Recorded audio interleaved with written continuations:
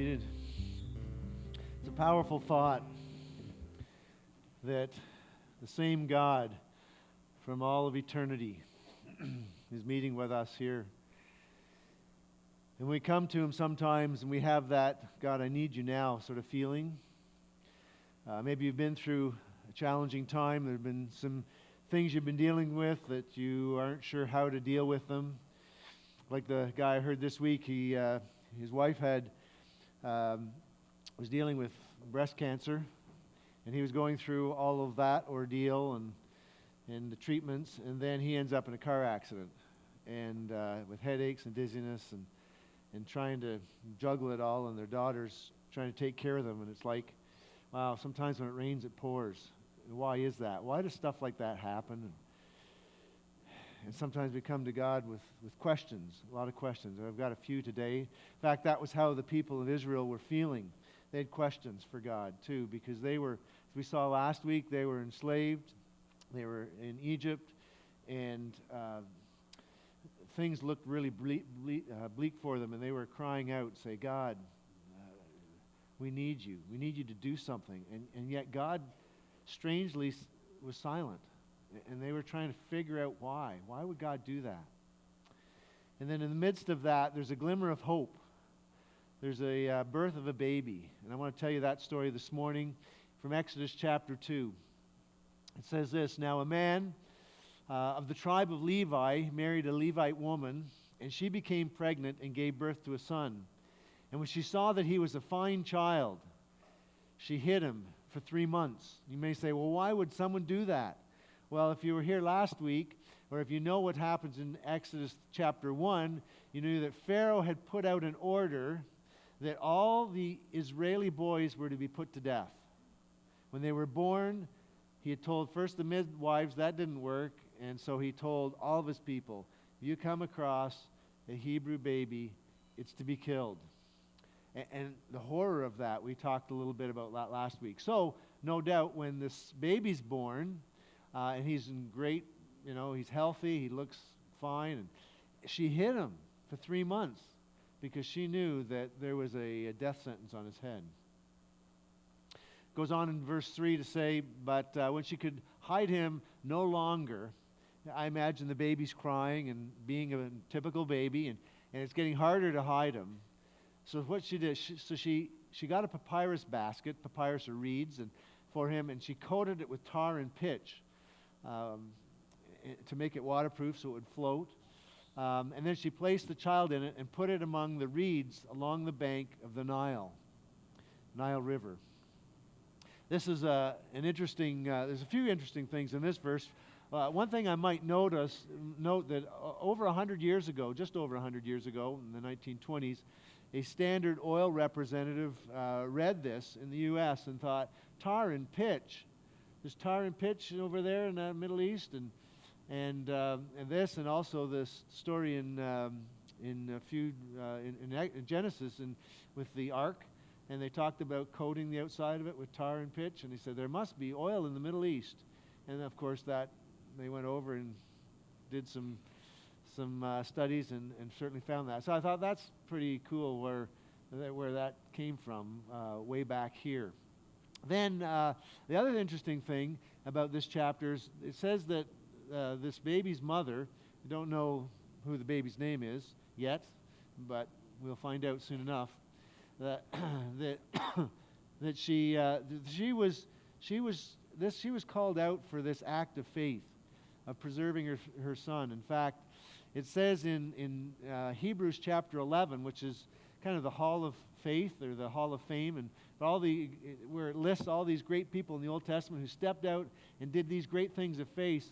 This woman was placed in, it was mentioned there, given mention for her faith in preserving and protecting her son. So that we don't know much about her life except that she was celebrated for her faith.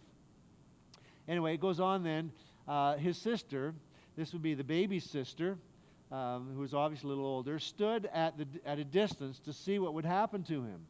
Right? The baby's floating out there in the Nile in this basket, and the sister's standing on the shoreline watching. And then Pharaoh's daughter went out to the Nile to bathe, and she and her attendants were walking along the riverbank, and she saw the basket among the reeds and sent her female slave to get it. And I think this is wise because there's crocodiles in the Nile, and so yeah, I guess you would want to send your female slave in the waters to get it out. So anyway, so she opened it, and she opened the basket and saw a baby, and he was crying, and she felt something. She felt sorry for him. She felt compassion. "This is one of the Hebrew babies," she said. And her husband, if the Pharaoh, had given a death sentence on this child. So what's she going to do? Is she going to obey what the edict of the land was and what Pharaoh had said? But she felt compassion for this baby. Then the sister jumps in, who's watching from the shoreline. His sister asks Pharaoh's daughter, "Shall I go and get one of the Hebrew women to nurse the baby for you? Should I go and get someone to help you out?" And the Pharaoh's daughter says, "Yes, go," she answered. So the girl went and got the baby's mother, of course. How convenient. And Pharaoh's daughter said to her, "Take this baby and nurse him for me, and I will pay you." So the woman took the baby and nursed him. It's like, isn't this cool? How ironic. This baby was supposed to be killed and is now under palace protection. And mom's being paid. As a slave, that would be a big deal, right? So she's being paid to take care of her baby. Anyway, when the child grew, she took him to Pharaoh's daughter, and he became her son, and she named him Moses, saying, "I drew him out of the water." Moses. You get the sense that there's something special about this baby right from the beginning. Just the way he's preserved, and now going to be going to the palace of the Pharaoh. Moses. It says when the child grew older, so he's no longer a baby. We're not sure of his age, probably somewhere between the ages of 3 and 10 years of age. He's taken to the palace. Mom has to give up her son, but at least he's alive. And he goes to the palace. We don't know much about it, at least here in Exodus 2, but there is a reference in the New Testament as to what went on. And in Acts chapter 7, Stephen points out that Moses was educated in all the wisdom of the Egyptians and was powerful in speech and action. So he became very prominent, influential. He rose up through the ranks, and being a part of the Pharaoh's family would certainly help. But he had the best of the best. And then one day, after Moses had grown up, so he's now an adult, finished his training, he's wandering about, maybe doing princely things or, whatever. He's wandering about. He says he went out to where his own people were and watched them at their hard labor. Remember, they're slaves, right? The Hebrew people are slaves at this time. And he saw an Egyptian beating a Hebrew. And it repeats that phrase, one of his own people. Whenever something's repeated, you know the author is trying to say something important. That Moses, despite all the privilege and power and influence, prominence that he has, is identifying with the Hebrews. And he's moved. He looks at them. He sees them, one of his own people, being beaten. And so, what does he do? The next verse says, looking this way and that to make sure no one was around, because he knew what was at stake. And seeing that no one was around, he says he killed the Egyptian and hid him in the sand.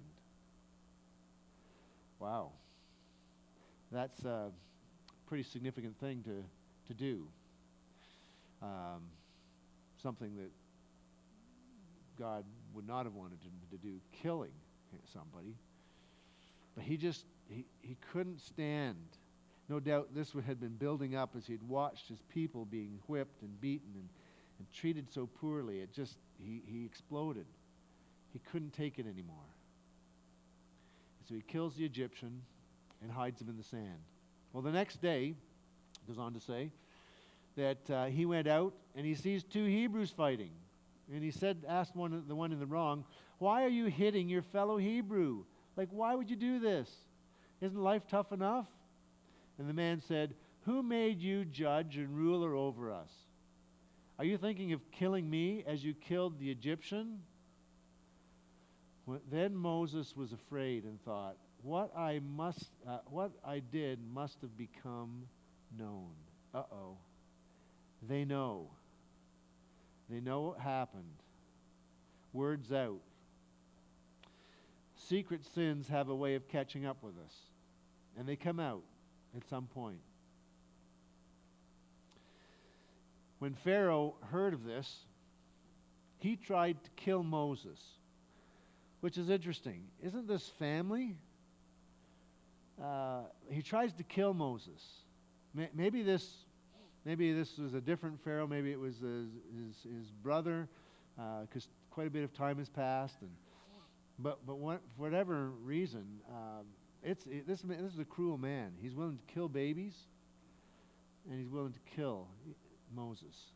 But Moses fled from Pharaoh and went to live in Midian,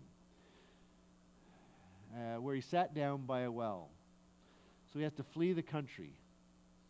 And let me show you a map just to refresh your geography a little bit. So Egypt in the southeastern corner of the Mediterranean Sea. And then there's the Sinai Peninsula, which would be under Egyptian domain. And then just in the edge in Saudi Arabia, you find the land of Midian. So he had to travel from Egypt all the way across the Sinai Peninsula down to Midian, probably on foot, running as fast as he could to get away from the death threat. And so when he arrived in Midian, he was exhausted. And he sat down by a well. And he's tired. He probably had to leave in a hurry, so he didn't have time to even pack. And he's weary. And he sits down by a well. And then it says, now a priest of Midian had 7 daughters, and they had came to draw water and fill the troughs to water their flocks. So they're shepherds, shepherdesses. And some of the shepherds came along and drove them away. But Moses got up and came to their rescue and watered their flock single-handedly. It's impressive. He disarms them and he brings these daughters back to water their flock. He took out an Egyptian slave master, and then he runs these shepherds back by himself. Moses, one thing you could tell about him, he was not pampered, in his training and his upbringing. This is a strong dude, and he was able to single-handedly take care of these girls who were being mistreated. Anyway, when the girls returned to their father, he asked them, "Why have you returned so early today?" And they answered, "An Egyptian rescued us from the shepherds." Next slide. He even drew water for us and watered the flock. And he helped us out. We were able to get it done in record time. Well, where is he? Reuel asked his daughters. "Why did you leave him? Invite him to have something to eat with us. Be hospitable. Like, invite him in." So Moses agreed to stay with the man who gave his daughter Zipporah to Moses in marriage. You just read that all in the same sentence. You think, that was fast. Like, really? I imagine a little bit of time had passed here, but the author is just trying to plow through this stuff. But yeah, so he gets married. And then the next verse, Zipporah gave birth to a son real fast. And Moses named him Gershom. Insightful what this name means, saying, "I have become a foreigner in a foreign land." It tells us a little bit about his thinking. He was born a Hebrew, but ended up living with the Egyptians, becoming Egyptian. The Hebrew people rejected him. The Egyptians tried to kill him, and now here he was in Midian with a bunch of shepherds. He says, I just feel like, where do I fit? I'm a foreigner.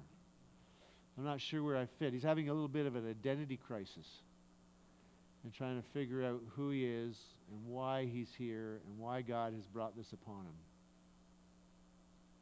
There's a few things. I'm going to stop at this point. There's 3 verses I want to come back to at the end. But I want to talk about some of the things that we've read here. The first one is this. Through all this stuff, God is educating a deliverer. He is educating and preparing a deliverer for his people. You remember the first years of his life, maybe 0, let's say to age 5, he was trained by his mom. And the only thing we know about her, she was celebrated for her faith. So I suspect he learned about faith. And those first 5 years are so important. Child educators tell us we learn everything in those first 5 years and then just live that out over the next 70, right? Those are foundational years.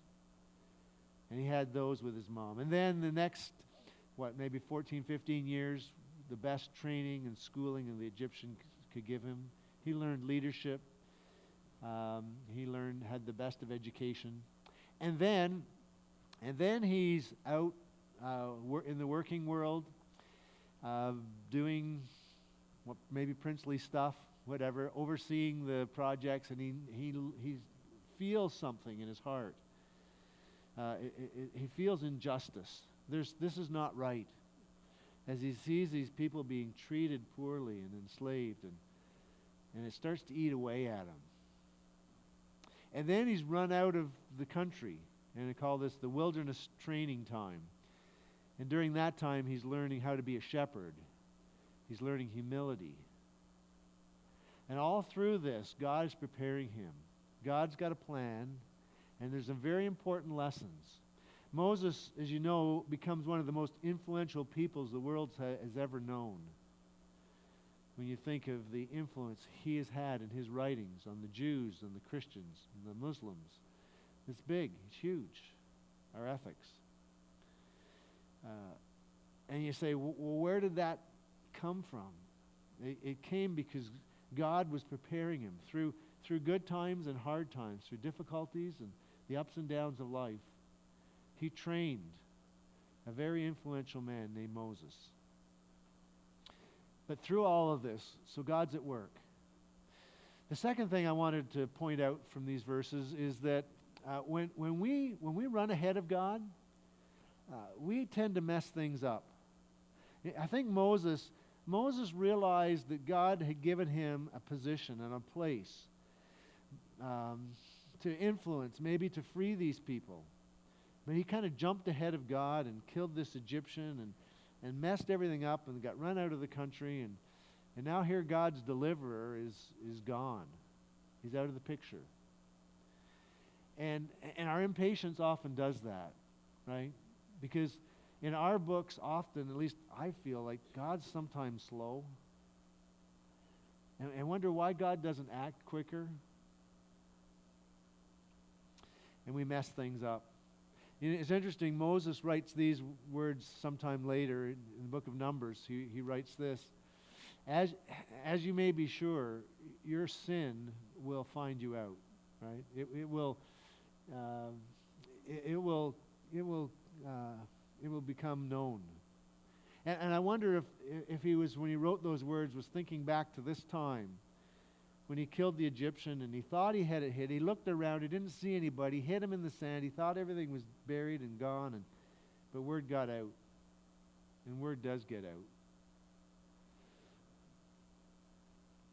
And then the third thing I wanted to say, Moses had a God-given burning sense of injustice. Injustice is not right. And you see this 3 times. We don't know much about Moses yet, right? But 3 times already, he has taken action against injustice. First of all, it was an Egyptian beating a Hebrew, right? And he steps in. And then the second time, it was two Hebrew people fighting, and he jumps in and tries to break that one up. And then the third time was these shepherds by the well who are, taking advantage and pushing these daughters off who are weaker, and he jumps in. He's got to do something. And the one thing you know about his heart is he feels injustice is wrong, and he's willing to jump up and do something about it. I think of the difference makers in our world. Many of them have this burning sense of justice and realizing that the injustices of this world are wrong. Right? We've got like people like Harriet Beecher, who writes about the Underground Railroad. We got the Greta Thunberg and climate change, and Terry Fox and cancer. And these people have a passion that drives them to do something heroic because they have there's something in their life, they said, that's not right. Right? We got Billy Graham, who realized he wants to he's a burning passion to take people to heaven. We've got Bob Pierce, who sees starving children in Africa, so he starts an organization called World Vision. And you got one of my favorites, Popeye. Popeye, cartoon character, yes. But whenever he saw injustice, what did he do? He had that famous line. He'd say, "I can't stand it. I can't stand it anymore," right? And then he'd eat his spinach, and his muscles would grow, and he'd do something about it. And it's like, yeah, we feel that. Like, we want to do something heroic, right? We want to do something to when we see injustice. And Moses was that way, and it burned in his soul, like, I've got to do something about it. I was thinking about this in my life, and there was something that was burned into my memory years ago when I was in high school. And I was at my locker getting stuff out, and all of a sudden I heard this yelling behind me, and this fight broke out between two classmates of mine, and it was a full-on fight, fist fight with blood and punching to the face, and it was and the students crowded around, and I watched it really almost in disbelief, like, how can you do that to another person? And as I watched it, and these guys with anger and hatred just flailing on each other, and the teacher soon came out because students were just frozen in disbelief or cheering some, and it was just like, what's going on? And I remember stepping back from that moment and thinking about it, because it really stuck in my mind for a while. And I heard these guys were expelled for a bit, and they had to go down to the principal's office, and all the things the school does to try and curb behavior. But this anger, that I realized that's not going to change that anger. That's not going to change their heart and the hatred. And often our rules and our laws are meant to curb behavior, but it doesn't change hearts. And politics and all of that, we try to make a better world, but one thing we can't do is change the human heart. And as I was thinking about that, it was one of the things that when I was in high school that convinced me that God used in my life to direct me in a different way, because I realized that Jesus is the one that can change hearts. Jesus is the one who has the power to soften and change a person's life and turn someone around. And as I thought about that, one of the things that helped drive me into wanting to get into ministry, because I said, you want to make a difference, a real difference, not only in this world, but for eternity, then and God used that to create a passion in me for ministry and working and telling people about Jesus. I don't know if God has put a passion in you. Some of you have got careers or hobbies or things that God has given you a passion for, and God uses you for. And sometimes if it's an injustice in our world, it is a powerful thing, and God can use that to change the world and change your world. I want to go back to the 3 verses that I mentioned earlier that we haven't yet read, because they're pretty hard-hitting verses in the Bible. These are verses that make you stop and think. Let me read the last 3 verses in chapter 2. It says this: during that long period, we don't know how long it is. It's at least 40 years. While Moses is away, the people have been in slavery. It could be as much as 200 years. It's a long period of time that they're in slavery, right? The Israelites groaned in their slavery and cried out. And their cry for help, because of their slavery went up to God. And so they're crying out, God, do something. And it was a long period. A long time. If you know the rest of the story, you know that God's going to break in and do some amazing things, right? We've got some plagues coming. We've got a crossing of the Red Sea. We've got some of the most spectacular thing God ever did. But before that happens, these people, just sit here for a moment and think about it. There was a long time. There was nothing. And they were dealing with it. God, where are you? Well, it goes on to say, God heard their groaning, and he remembered his covenant with Abraham, Isaac, and Jacob. He heard. God hears. So God looked, next verse on 25, and so God looked on the Israelites and was concerned about them. Something like the injustice that Moses felt, God felt. In fact, it was God-given. Often those passions and those things in our hearts are God-given things. And God was concerned when he saw the injustice. But here's the thing that makes me wonder is, well, why so long then, God? Why did it take so long for you to do something? And part of the reason is because his deliverer has gone AWOL. He's had to leave the country because he messed up. And part of it was, well, he just needed more training, because God was about to do something big. And he needed the right guy, the right mindset, willing to follow him. And Moses still needed more time. And next week we're going to get into chapter 3, and we're going to see God calling his men to come and change their world. But in the meantime, we're sitting in this long period, and it makes me ask these questions. Here they are. Why is God unfair? I mean, really? From the Hebrews' perspective, we've been slaves for years. God, why have you allowed this? Why is God hidden?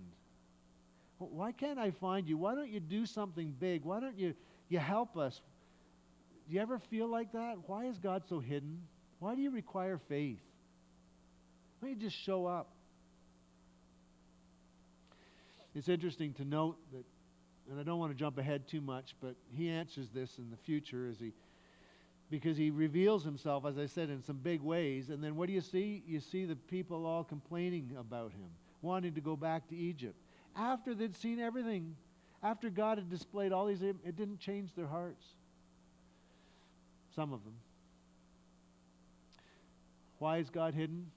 Well, when God reveals himself, it didn't seem to make any difference. Why is God silent? God, why are you so silent? Why don't you just do something, speak out, heal someone, do something big? Why do we go through periods of time when it just feels like God's not there? You ever been there? Where are you, God? And the fourth one, these people must have been feeling, God, where's God when it hurts? When I hurt? When I'm going through tough... These people are going through a horrible time. Slavery in a foreign country. God, where are you? I think of the young mom who gives birth to a baby, and she's feeling the blues, and those turn into a full-blown depression. And if it wasn't for that baby, she's thinking, I don't know if life's worth living. And she prays and says, God, take these feelings away. I just feel horrible. I don't want to go on. Where are you, God? And when God says nothing at times like that, it's like, what do I do? Or like the young man who's who's going into high school, and he's got these feelings of same-sex attraction, and it's like, I don't want to go down this road. God, please take this away. And he prays and asks God to do something, and God's silent. And he's thinking, where are you? Why? Or another couple, they give birth to a baby, and it's got spina bifida, and there's all these challenges and health concerns and costs and all this stuff over the years, and they become so consumed they grow apart, and the husband ends up leaving because his wife is, and the wife's sitting there like, what happened? Why did you allow this, God? You know, there's a lot of stuff in our world, and we know the answer, and yet it's not a satisfying one, right? We know, and God could have come in and given it to us. He could have said, well, it's your fault. You're the one who turned your back on me, right? Through Adam, you decided you're going to go your own way, and sin entered the world, and this is the result. Death and suffering, and that's the result of sin. But that's not what God said. What did he do?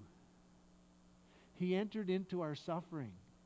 He entered into our world and went to a cross, and he died on a cross. I read the story this week of a doctor down in Paraguay, South America. It was a number of years ago now, though. But this doctor had stood up against some of the abuses of the government and the police in his country. And the police, to get back at him, arrest his son, take him to prison, where he's beaten and whipped and burned. They strip him down, burn him with cigarette butts, and he ends up dying. And they call the dad, and the doctor goes and picks up his dead son. He finds him lying on a blood-soaked mattress. And the family's outraged, and everyone's outraged. The community is like, this is wrong. And they want to protest, and they want to do something, right? And he says no. He takes his son, and they call a big funeral. And there's no casket. In fact, he just puts his son, as he found him, on display. And then the papers came in, and they took pictures, and it went all over the country. They didn't have to say or do anything. He just put sin on display, the agony of death on display, and that changed everything. That's what God did. When Jesus went to the cross, you could shake your fist at him and say how, why don't you do something? But when he entered into our world and put sin on display, as he took the sin of the world and he died on a cross, and he took the full brunt of sin on himself, he answered in a big way our response and showed us how to live. And yes, sometimes it feels like God is slow and to answer, and we wonder why God does what he does, and then we recognize that sometimes it doesn't make any difference no matter what God does, and yet we all come back to the place where we see that God suffered for us. He took on our pain. He took on our agony. He took on our sin and died for us at the cross. And that's the beautiful picture of the gospel, of what Jesus did. So, yeah, we're in a hard place right now in our story. And these people had a lot of questions, and maybe you do too. And I say, hold on. There'll be answers in the next few weeks. But I just want to also point you to the cross. Because our God knows, he's aware, and he cares about what you're going through. And he showed it by entering in and taking on that himself. Let's pray.